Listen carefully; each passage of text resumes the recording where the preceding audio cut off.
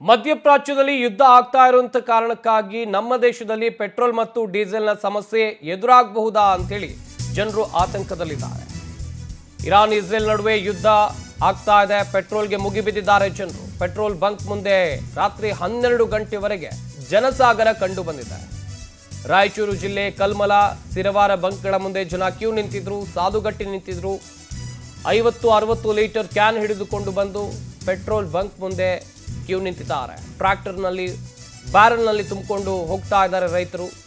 ನಿತ್ಯ 5,000 ಲೀಟರ್ ಮಾರಾಟ ಆಗ್ತಾ ಇತ್ತು, ಈಗ 20,000 ಲೀಟರ್ಗೆ ತಲುಪಿದೆ. ಗಮನಿಸಬೇಕಾದಂಥ ವಿಚಾರ ಇದು. ಸದ್ಯ ಒಂದು ಕಡೆಯಲ್ಲಿ ಯುದ್ಧ ಆಗ್ತಾ ಇದೆ, ಇನ್ನೊಂದು ಕಡೆಯಲ್ಲಿ ಜನರಲ್ಲೂ ಕೂಡ ಆತಂಕ ಇದೆ. ಯಾಕಂತ ಹೇಳಿದ್ರೆ ಪೆಟ್ರೋಲು ಡೀಸೆಲು ಸಿಗೋದಿಲ್ವಾ ಅಂತೇಳಿ. ಹೀಗಾಗಿ ಪೆಟ್ರೋಲ್ ಬಂಕ್ಗಳ ಮುಂದೆ ಜನ ಹೇಗೆ ಸಾಲುಗಟ್ಟಿ ನಿಂತಿದ್ದಾರೆ ನೋಡ್ತಾ ಇರ್ಬೋದು. ದಿನನಿತ್ಯ ಈ ಪೆಟ್ರೋಲ್ ಬಂಕ್ಗಳಲ್ಲಿ 5,000 ಲೀಟರ್ ಪೆಟ್ರೋಲ್ ಮಾರಾಟ ಆಗ್ತಾ ಇತ್ತು, ಆದರೆ ಈಗ ಅದು 20,000 ಲೀಟರ್ಗೆ ತಲುಪಿದೆ ಅಂತ ಹೇಳಿದ್ರೆ ಕಾರಣ ಯುದ್ಧದ ಆತಂಕ, ಯುದ್ಧದ ಭಯ. ಮುಂದಿನ ದಿನಗಳಲ್ಲಿ ಪೆಟ್ರೋಲ್ ಡೀಸೆಲ್ ಸಪ್ಲೈಯಲ್ಲಿ ವ್ಯತ್ಯಯ ಆಗಬಹುದು ಅಥವಾ ಸಿಗದೇ ಇರಬಹುದು. ಹಾಗೆಯೇ ಇಂಧನ ಬೆಲೆ ಜಾಸ್ತಿ ಆಗಬಹುದು. ಈ ಒಂದು ಆತಂಕ ಜನರಲ್ಲಿ ಇರುವಂಥ ಕಾರಣಕ್ಕಾಗಿ ಮುಂಚಿತವಾಗಿ ಪೆಟ್ರೋಲ್ ಡೀಸೆಲನ್ನು ಸ್ಟಾಕ್ ಮಾಡಿ ಇಟ್ಟುಕೊಳ್ಳುವಂಥ ಕೆಲಸವನ್ನು ಜನ ಮಾಡ್ತಾ ಇದ್ದಾರೆ. ದೊಡ್ಡ ದೊಡ್ಡ ಕ್ಯಾನ್ಗಳನ್ನು ತರ್ತಾ ಇದ್ದಾರೆ, ಬಾಟಲ್ಗಳನ್ನು ತರ್ತಾ ಇದ್ದಾರೆ, ಬ್ಯಾರಲ್ಗಳನ್ನು ತಂದು ಪೆಟ್ರೋಲನ್ನು ತುಂಬಿಸಿಕೊಂಡು ಹೋಗುವಂಥ ಕೆಲಸವನ್ನು ಜನ ಮಾಡ್ತಾ ಇದ್ದಾರೆ. ಇದು ರಾಯಚೂರಿನ ದೃಶ್ಯಾವಳಿಗಳು. ಹೇಗೆ ಪೆಟ್ರೋಲ್ ಬಂಕ್ ಮುಂದೆ ಸಾಲುಗಟ್ಟಿ ನಿಂತಿದ್ದಾರೆ ನೋಡ್ತಾ ಇರ್ಬೋದು ನೀವು ಕೂಡ.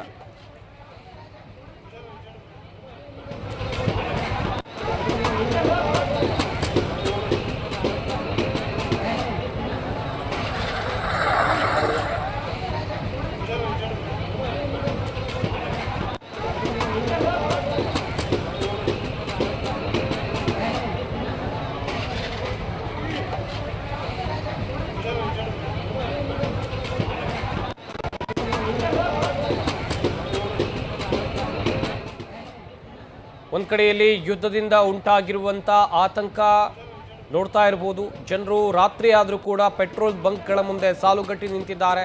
ಮನೆಯಿಂದ ಹೆಚ್ಚುವರಿಯಾಗಿ ಕ್ಯಾನ್ಗಳನ್ನು, ಬಾಟಲ್ಗಳನ್ನು ತಂದು ಪೆಟ್ರೋಲ್ ಮತ್ತು ಡೀಸೆಲ್ಗಳನ್ನು ತುಂಬಿಸಿಕೊಳ್ತಾ ಇದ್ದಾರೆ. ರೈತರು ಟ್ರ್ಯಾಕ್ಟರ್ಗಳಲ್ಲಿ ಬರ್ತಾ ಇದ್ದಾರೆ ಪೆಟ್ರೋಲ್ ಬಂಕ್ನತ್ತ. ಕಾರಣ ಮುಂದಿನ ದಿನಗಳಲ್ಲಿ ಪೆಟ್ರೋಲ್ ಅಥವಾ ಡೀಸೆಲ್ ಸಿಗದೇ ಇರಬಹುದು ಎನ್ನುವಂಥ ಆತಂಕ. ಇನ್ನೊಂದು ಕಡೆಯಲ್ಲಿ ಬೆಲೆ ಏರಿಕೆ ಆಗಬಹುದು ಎನ್ನುವಂಥ ಲೆಕ್ಕಾಚಾರವನ್ನು ಕೂಡ ಒಂದಷ್ಟು ಜನ ಹಾಕದಂತೆ ಕಾಣ್ತಾ ಇದೆ. ಹೀಗಾಗಿ ಟೈಮ್ ವೇಸ್ಟ್ ಆದರೂ ಪರವಾಗಿಲ್ಲ, ಪೆಟ್ರೋಲ್ ಬಂಕ್ಗಳ ಮುಂದೆ ಸಾಲುಗಟ್ಟಿ ನಿಂತು ಗಂಟೆಗಟ್ಟಲೆ ಕಾದು ಪೆಟ್ರೋಲನ್ನು ತುಂಬಿಸ್ಕೊಂಡು ಹೋಗ್ತಾ ಇದ್ದಾರೆ. ಗಾಡೀಲಿ ಫುಲ್ ಟ್ಯಾಂಕು, ಇನ್ನೊಂದು ಕ್ಯಾನೋ ಅಥವಾ ಬಾಟೆಲ್ಲೋ ಅದಕ್ಕೂ ಕೂಡ ತುಂಬಿಸ್ಕೊಂಡು ಹೋಗುವಂಥ ಕೆಲಸವನ್ನು ಜನ ಮಾಡ್ತಾ ಇದ್ದಾರೆ. ಇದಕ್ಕೆಲ್ಲದಕ್ಕೂ ಕಾರಣ ಇರಾನ್ ಮತ್ತು ಇಸ್ರೇಲ್ ನಡುವೆ ನಡೀತಾ ಇರುವಂಥ ಭೀಕರ ಯುದ್ಧ. ತೈಲದ ಅಭಾವ ಎದುರಾಗುವಂಥ ಸಾಧ್ಯತೆ ಕಂಡು ಬರ್ತಾ ಇದೆ. ಯಾಕಂತ ಹೇಳಿದ್ರೆ ಹರ್ಮೂಜ್ ಜಲಸಂಧಿ ಓಪನ್ ಆಗಿಲ್ಲ. ಭಾರತದ ಹಡಗುಗಳಿಗೆ ಅಲ್ಲಿ ಅವಕಾಶ ಸಿಕ್ಕರೂ ಕೂಡ ಕೆಲವೊಂದಿಷ್ಟು ಹಡಗುಗಳು ಮಾತ್ರ ಬಂದಿವೆ. ಈ ಹಿಂದೆ ಯುದ್ಧ ಆರಂಭ ಆಗೋದಕ್ಕಿಂತ ಮುಂಚಿತವಾಗಿ ಯಾವ ರೀತಿಯಾಗಿ ಹಡಗುಗಳು ನಮ್ಮ ದೇಶಕ್ಕೆ ಬರ್ತಾ ಇದ್ವು, ವಾಪಸ್ ಹೋಗ್ತಾ ಇದ್ವು, ಕಚ್ಚಾ ತೈಲ ಹೇಗೆ ಬರ್ತಾ ಇತ್ತು, ಸದ್ಯ ಆ ಪ್ರಕ್ರಿಯೆಗಳು ಆಗ್ತಾ ಇಲ್ಲ. ಹೀಗಾಗಿ ಇಂಧನ ಸಮಸ್ಯೆ ಎದುರಾಗುವಂಥ ಸಾಧ್ಯತೆ ಇದೆ ಎನ್ನಲಾಗ್ತಾ ಇದೆ. ಈಗಾಗಲೇ ಕೇಂದ್ರ ಸರ್ಕಾರ ಕೂಡ ಹೇಳಿದೆ, ಯಾವುದೇ ರೀತಿಯಲ್ಲೂ ಕೂಡ ಸಮಸ್ಯೆ ಆಗೋದಿಲ್ಲ, ಜನ ಆತಂಕ ಪಡುವಂಥ ಅಗತ್ಯ ಇಲ್ಲ. ಈ ಸಂದರ್ಭದಲ್ಲಿ ಎಲ್ಲರೂ ಕೂಡ ಒಂದು ರೀತಿಯಲ್ಲಿ